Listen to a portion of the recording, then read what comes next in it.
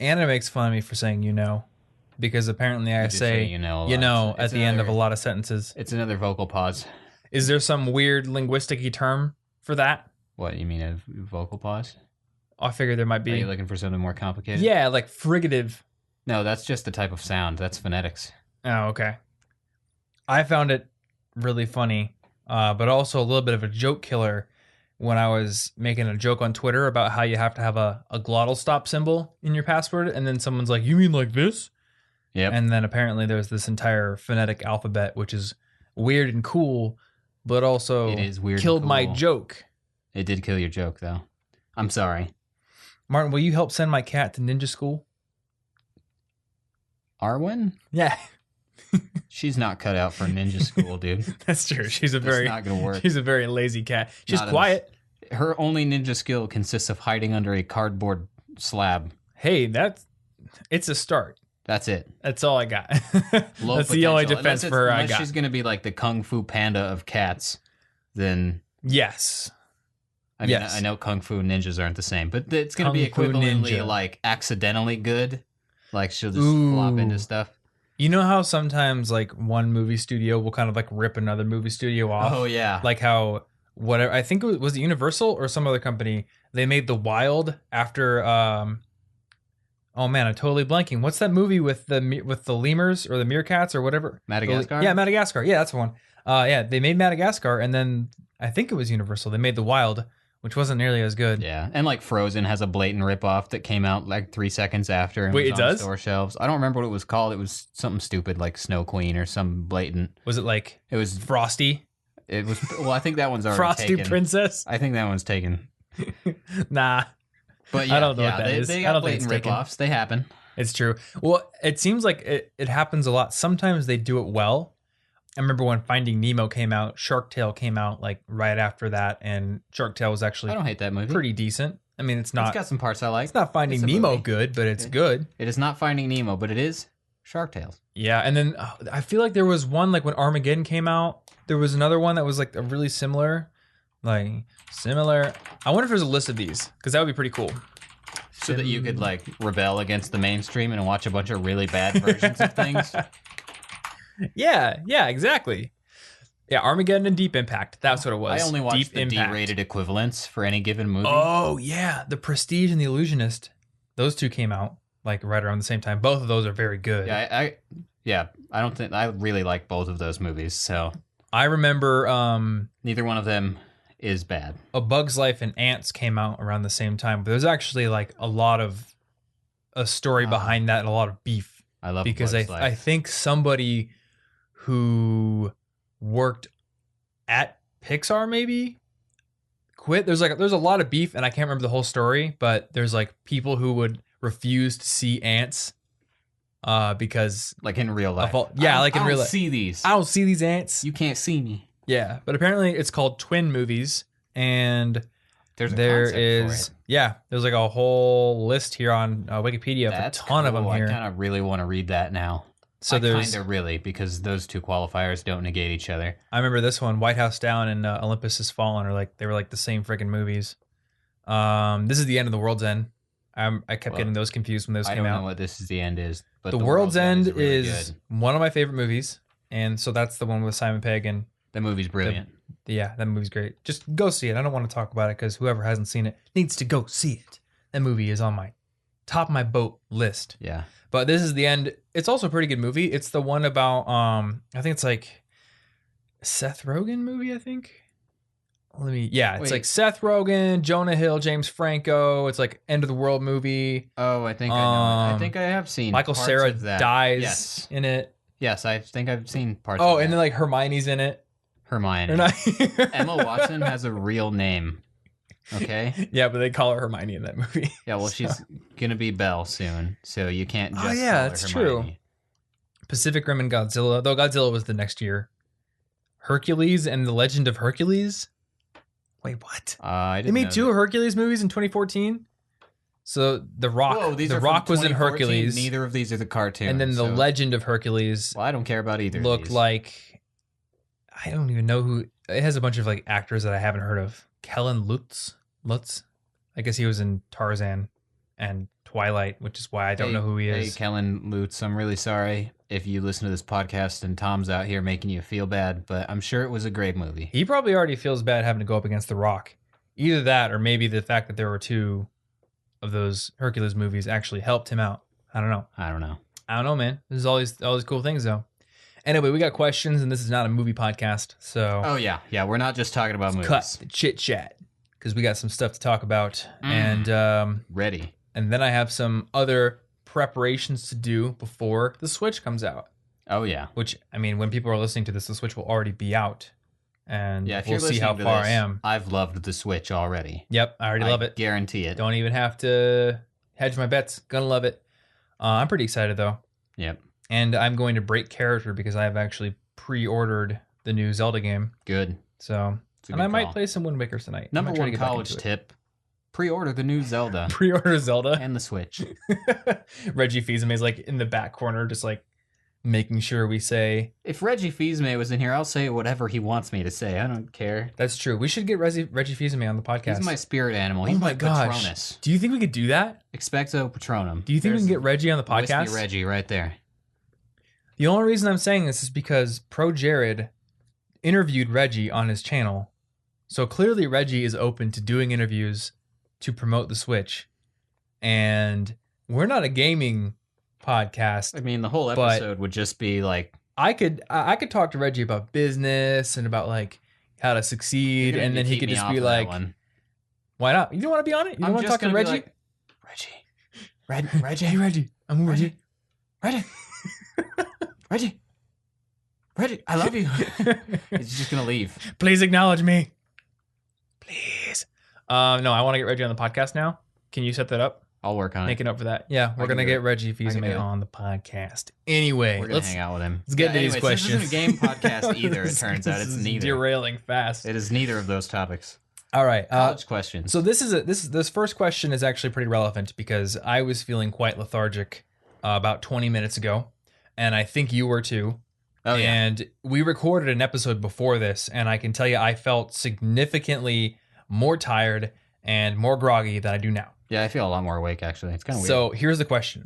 I know that a lot of caffeine is the norm for students, but even though I use green tea as my caffeine source, nice. I'm not proud of having to drink 3 liters of tea just to stay almost focused 9 hours a day. That's a lot. Shouldn't a good night's sleep be enough? 3 liters? Question mark. That seems like a lot. Maybe it's not, but it seems like a lot to me. 3 liters of tea is a lot. That's a lot. That's like almost 100 ounces of tea. I think. Or no, how much is in a liter? 35 ounces? I don't know. I was trying to make wait. into cups. Ounces in a liter. I gotta know these things. The imperial measurement system has broken my ability to know how to measure things. 1 liter is 33 ounces. So that's like 100 ounces of water. That's a lot of tea. I mean, green tea is dope. Good job. But how many ounces are in a gallon? 128. So this person is drinking a gallon of tea, like 28 ounces shy of a gallon of green tea a day. Wow. And they're still tired. So, and going from the context, this person seems to be getting a good night's sleep. Now, I'm not sure what their conception of a good night's sleep is. Maybe they think like 5 hours and a gallon of tea is enough. It is for a while. But, I'll just say right now, the reason that I don't feel tired is because I just went out and did like a mile walk with my girlfriend. Outside, getting some exercise. And if you're not exercising every day, even like low level, like go for a walk exercise, and you find yourself tired and lethargic, especially in the afternoons, go do that. Yeah. And you just went and did the same thing. I feel much better now just from being outside for a few minutes. Yeah, I feel way better. Sitting in one room forever, not that great. Mm-hmm. So what I've been doing as my kind of like my schedule right now is I'll wake up at 6, I'll do my morning routine, which is like meditate, do some push-ups and sit-ups, go to Starbucks, read for 20 minutes, do some work, and then I go to the gym Monday, Wednesday, Friday, and either like Tuesday, Thursdays, I'm trying to get like a run in or at least a walk, maybe like rollerblading when it gets warmer. Just like get yourself outside or in the gym or doing some sort of physical thing every single day, and you're going to deal with those lethargic feelings a lot less. I mean, here's the thing, guys. Like when you're in college, it can feel like your function as a life form is to remain stationary and just use your brain all day. but that's not what your body was evolved to do. Yeah. So like if take you're a Hapkido class. yeah, take a Hapkido I did that. class. That was pretty cool. How long did you do that for? Like half a semester until I burned out because I was taking a whole bunch of classes. Oh yeah. Whoops. I did Hapkido. But it was really fun while I did it. I did it once. And maybe it was because my dad forced me to do judo and jujitsu and wrestling and boxing and everything when I was a kid, but I didn't enjoy it as much. And maybe I just don't enjoy the combat sports quite as much as I enjoy like figure skating and skateboarding and things that involve momentum and tricks and finesse and things like that. But yeah, do Hapkido or do parkour class. I just found out there's a parkour gym in Denver, dude. That's cool. Yeah. What was it called? I mean, maybe we have Apex Movement Denver. If we have anybody who lives in Denver, like you want to hang out with me, I'm gonna be here when we move. This place cool. is sick. Like I saw the pictures on Google Maps. It's so cool looking. There's like bars in there. There's platforms. Let's move the monitor. Actually, that's the nice thing about. Look at this thing. Look at that place. It's amazing. I already knew that I needed to get in shape and fix my broken body before Denver, but now I need to do it even faster. Yeah, I know, right? They don't have enough pictures on their website, so I'm just gonna go show you. Look at this place. That's really cool. This is like literally my idea of heaven right there. That's there's really boxes cool. And there's a foam pit you can do front flips in. There's all these bars to do trapeze stuff. I don't even know. Okay, that's where we're gonna be doing most of our work. From now on. I am 100% gonna be there when we move. Hanging from one of those bars, typing on something. But I mean, long story short, that is what your body is built to do. And if you're not doing at least a little bit of that every day, you're going to feel tired because your body's like, what do I do with all these calories and all this sugar and all this hormones? Sit here and stew, and then, eventually just like flushes it down. And obviously this isn't a super scientific explanation of how your body utilizes resources, but it is built to move. So move and you will feel good. Yeah. Now, if you do happen to drink a lot of caffeine, now there's not as much caffeine in green tea as coffee. I think not it's as like much, but I think it's like a quarter of the amount. You're still doing quite a bit. But if you're drinking a gallon of green tea, I mean, let's see here, caffeine. I think a cup of green tea is like 4 or 5 of those is a cup of coffee or something like that. Last time I checked, something but like of course that. That's an average. It's not legit. So we got 25 milligrams Exact of caffeine in an 8-ounce cup. So like 100 divided by 8 is 12 and a half. And then you times that by 25.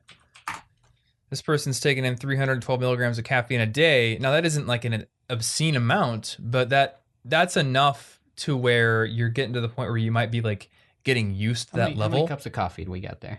How many cups of coffee would that be? Yeah, equivalent. I think there's like. I think people are better at measuring caffeine in coffee because we all inherently know that it's a very caffeinated. I want to say there's 95 milligrams in an 8-ounce. Oh, so that's like drinking 3 cups of coffee a day, 3.5, which is a lot. Okay, that's a lot of caffeine. Okay. And I'm not gonna like stand on a high horse now because I probably take in about 300-ish milligrams of caffeine per day. That is probably true. Because I usually have I'll have like 1 or 2 lattes from Starbucks a day, and some days I'll like do a cup of coffee at home instead of one of those lattes. But I have 1 to 2 at least. All right, at most, but at least 1 happens every day. Yeah. So the thing about caffeine is like I think there's like the caffeine molecule like fits into the adenosine receptors in your brain, which is like it can actually it like tricks your body into thinking that it's not sleepy because it blocks the same receptors that sleep hormones go in.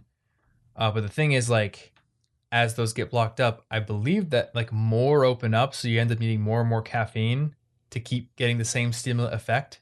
Yeah. So if you drink a ton of caffeine and then you're not keeping up on all your other health tasks, it's just a downward spiral, man. Yeah, and that stuff stays in your body for like 6 to 8 hours, so it could be that you're secretly not getting a good night's sleep and you just didn't know. Oh, yeah, that's the thing. And if anyone didn't watch the sleep video, if you're drinking caffeine, even like 6 hours before bedtime, it's been shown scientifically to disrupt your sleep. Yeah. So if you do drink caffeine, do it in the morning or at least early afternoon, and then stop well before your bedtime. That way you're not messing with your sleep through stimulants. And hopefully that helps. But really just like, and look at your health fundamentals whenever you have a problem like this. Am I exercising regularly? Am I getting enough sleep, getting good sleep, sleeping consistently on a consistent schedule. Is there another diet problem? Like, are you eating like 90,000 snack cakes a day? Because that's probably why you're not that focused. Mm-hmm. But we don't know that from the question. But you got to think about these things. Yeah, always think about A lot of the variables. health fundamentals, you know. And I made a little thing for myself in Evernote the other day because I was like trying to kind of map out like everything I should be doing for my health. So I put for sleep, get at least 7 hours and 30 minutes, go to bed and wake up at a consistent time, and as like a subtask there, turn off my computer at 9 p.m. because my computer is the thing that keeps me up later than I should be. Because I'll go stare at YouTube stats or I'll convince myself to do a little bit of work. But if it's off, I can't do that. And I almost never stay up too late playing video games or watching TV. It's always work for me. So that's like, I have to kill the temptation. And then for like nutrition, I put like eat more vegetables, eat more good meats, like eat less ice cream, you know, all kinds of stuff like that. Maybe have a little less Starbucks per day. Get at least 2 of this big bottle of water per day that I have. Like lift weights 3 times a week, do cardio twice a week, do yoga once a week once I move. Always do my push-ups and sit-ups in the morning. Meditate every day. And all my showers cold because there's some cold water benefits you get from that. And so I was just like, you don't have to copy my list here, but I would encourage you to, if you have a problem like I'm lethargic every single day or something like that, sit down and kind of make a list of all the different points that affect your health. Sleep, nutrition, hydration, maybe hygiene, exercise, other things like that. And then ask yourself, like, how am I doing in each of these areas? Yeah. And if one of them is, you know, a little slipping, then you need to come up with a plan for fixing that. And that's probably going to help with whatever the root problem is, or the surface problem. Sorry, the root problem is the health. The surface problem is the lethargy. Yeah. Anyway, second question here regarding the Fineman technique. How can I apply the Fineman technique for things other than methods, theorems, and rules, such as an upcoming biology test? So for those of you who don't know what the Fineman technique is, I did a video recently on my channel, which is all about this thing called the Fineman technique. Now, I don't know where this came from. I don't know if Richard Fineman himself came up with this. The place that I first heard about it was from a guy named Scott Young. He has a PDF on his website that talks about it and a video. So I was just like, that's a cool technique. I want to share it. I'm not sure where it came from, but that's where I heard about it from. And basically, the Fineman technique is utilizing the principle that if you can teach something to somebody else and put it in simple language, then you will learn it better, because by putting something in a simplified form, you not only identify where your knowledge of that concept is strong, but you also pinpoint exactly where you don't really know what you're talking about, or where your knowledge is a little bit shaky, or you have to resort to using complex terms and convoluted ways of saying things.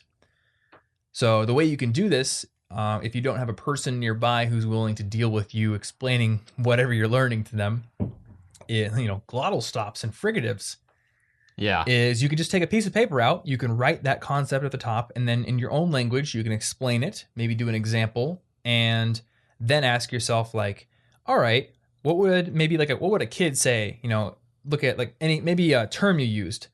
You point at that and be like, all right, what would a kid say? Well, why does that work? Or what does that mean? And then challenge yourself to define it even more simply. And that's really useful. Now, I think you can use this in almost any area. For any complex topic. Now, I've had people ask me, like, how would I use this for vocabulary terms, or like studying language, history, and I'm not exactly sure if like the Fineman technique is the right tool to use if you're trying to like memorize a foreign language vocabulary list or something. Like for that, those are facts, and maybe you want to use spaced repetition and flashcards. The Fineman technique really shines when you're trying to explain a concept, or when you're trying to use a technique or something like that. Yeah. But for biology, there's a ton of applications there. Like, if you've got to explain how the bones in the hand connect, or if you've got to explain mitosis and what's the other one? Meiosis, I think. Yeah, I'm not a biology student. I don't know. Didn't you take 9th grade biology, bro? Yeah, I was in 9th grade. I'm like 1,000 years old. I don't remember that. Meiosis and mitosis. I'm a 3,000-year-old demon. No, wait, no. Mitosis and meiosis. I just spelled it wrong. Osmosis Jones. Osmosis, yeah. If you got to explain Osmosis Jones and stuff like that, you can use the Fineman technique. I just, I think a lot of this is going to come down to like you explaining it in terms of what your teacher wants, or I don't know. Like, I guess we can't tell you exactly what to do because I don't know the exact Yeah, like concepts you're working for with. this particular test and stuff, I don't know. But I guess what I can say in a general sense is if you have a complex concept of any sort, you can probably use this. And maybe a good way to get started would be to either look at a study guide you have or sit down, take the concept, and ask yourself what may be asked of you or what questions come to mind. Because if you have these priming questions, then you can start to build off of those in making an explanation or working through an example or defining a term more clearly. Yeah. Anything from like language study comes to mind for you? Well, I don't think that works for vocabulary, but it could easily work for something like a grammar rule or an exception to a grammar rule, like the differences between ser and estar in Spanish. That's a pretty complicated thing, but if you could explain it in like a blog post or you're teaching somebody specifically, then that would help you. So Yeah. it can work for anything. I think it just isn't a memorization technique. And you've basically been doing something similar to this recently because you've been teaching English, right? Yes. So been have you teaching noticed that English. like your grasp on the the individual grammar rules and other rules of English has increased? Yes, my grasp on how obnoxious English spelling is has increased. That's just because we That's a steal really fun words one from to other that's a fun one languages. to explain. And it's confusing that we have like this special vowel that we use when we don't put stress on something. So when you say octopus, that middle vowel, the middle O, is just octopus. It's really short. If you replaced it with any one of our vowels, we'd still pronounce it octopus. And that's a really confusing Oh, thing. that is weird. There's Yeah, a I never name thought for about it, that. but I'm not using big fancy words because that defeats the point of what we're talking about right now. No, but now I want to know what's the name But for it. it's like a schwa or something. That's what you call that Oh, vowel. We a use it schwa. when we use it in unstressed syllables, but it's Okay. really confusing. And trying to teach these things to somebody who didn't grow up speaking English is kind of opening my eyes to some of the stuff. Yeah, Which we means take a that- lot for granted. Being a native speaker of a language, fun fact, does not make you an expert in teaching that language. It does not qualify you to teach the language by itself. Mm-hmm. Well, I remember when I was in college, some people would ask like, "Why do you have to go be an education major to teach a subject? Why don't you just major in math or major in English? Yeah, Why teaching can't is you just go different teach than it?" being smart at something. It's an entirely different thing you have to learn how to do. Mm-hmm. That book that I think we both read it, Pragmatic Thinking and Learning. Yeah, I read that. It talks about the expert paradox, where when you have somebody who's an expert, they actually can be worse teachers than somebody who's maybe like an intermediate or even an advanced beginner, because the people who are not as far along in their skill development journey, they remember all the details about the building blocks of that skill. Whereas the expert, they don't remember, they make a lot of assumptions because it's become second nature to them. And Yeah. this happened. Like Anna listened to our episode on how to start a YouTube channel, and she came to me later and she's like, that episode didn't really help me in a lot of areas because you glossed over things I didn't know how to do. And Whoops. because I've been doing this so long, like there's a lot of things I just wouldn't even think to talk about because they're so easy. Yeah. For me, at least, So yeah, you definitely have to think about that. And I think that's why the Fineman technique is so powerful, because it forces you to think, how would I communicate this to somebody who is a complete beginner? They didn't know all the fancy words. They didn't know the theorems already, and you had to explain it from scratch. Yeah, exactly. All right, so we got one more question before we wrap this episode up. And that question is, I've been getting into Google Calendar recently, and I'm scheduling all my daily tasks in it. How much time should I use as a buffer between events for travel times or other unexpected things? Is like 10 minutes enough? Or would you leave more time, especially between study sessions where sometimes I want to finish a topic before moving on to the next one? I think I usually just build the buffer time into my event on the calendar. Yeah. But I will say, like, I haven't like used Google Calendar specifically to schedule out my day in quite a while. I used to do it when I was a student, but now what I'll do is if I time box, I do it on paper, and I will build slots in for transit time or something like that. And I also pay attention to how long it takes me to actually finish a task versus what my planned out block said I would do. And I'll use that data to better plan in the future.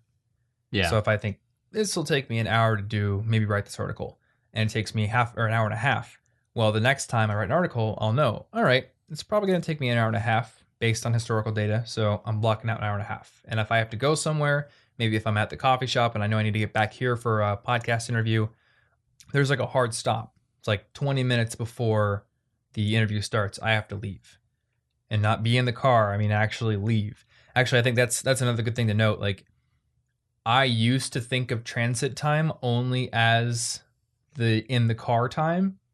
So I would leave, like, say it takes 5 minutes to drive somewhere. Well, I would start getting ready to leave 5 minutes before. Oh, Not yeah, realizing that it, doesn't work. it takes 5 minutes to get up, maybe go use the bathroom, put your coat on, pack your bag, go get in the car. Like, all those things actually add up to an extra 5 minutes. So now you're 5 minutes late. Yeah. So I think as you practice and as you deliberately pay attention to things like that, you're going to start to more intuitively be able to plan for things like transit time and like getting ready time, stuff like that. So Yeah. I would say try things out yourself, see what works for you. But for what has been working for me is to actually build in blocks of time that say like transit time, get ready, stuff like that. And then to the second question, like if I want to leave time that may like, spill into another session for finishing up the previous thing, I just pay attention to how long I usually take on a thing like that. And then I will block out that much time, or I'll just add a fudge ratio to my estimate. So this will take 2 hours. No, it'll probably take 2.5, that kind of thing. Yeah. I tend to do that. Like in a situation of doubt, I just round up to like the nearest half hour, because if I plan a little fewer things and I get them done, I'm going to feel better than if I tried to cram everything in there and I feel behind all day. So, yeah. Well, it looks like we're under time on this one. Yeah, I know. Ridiculous. It almost never happens. Ridiculous. But yeah, well, it's because of all that energy. We knew how to answer those questions because that's we true. went for a walk. We were fired up. Yeah, go for a walk. Maybe you're already going for a walk. I don't know. I usually listen to podcasts This is a podcast, on a walk, isn't it? Mm-hmm. You could be going for a walk right now. If so, good job. You could be. Maybe you were listening to it in your headphones, and during the episode, you were like, "You're right. I'm gonna go take a walk." In which case, nice. Ooh, 2 thumbs up. That'd be pretty good. Yeah, quick action taking. I like that. Respect that. All right. So show notes for this episode, where you can find anything we said we linked to, anything we referenced, will be found over at cigpodcast.com/150. Yep, this is big episode 150. Ooh. You will also eventually be able to listen to this episode on YouTube if you happen to want to, and we'll have a link to the brand new, as of this recording at least, College Info Geek Podcast YouTube channel in those show notes. You can subscribe to that channel if you want to, or you can just keep listening to the podcast in whatever audio player you happen to use. So thanks so much for listening, and we will see you in next week's episode. Stay cute.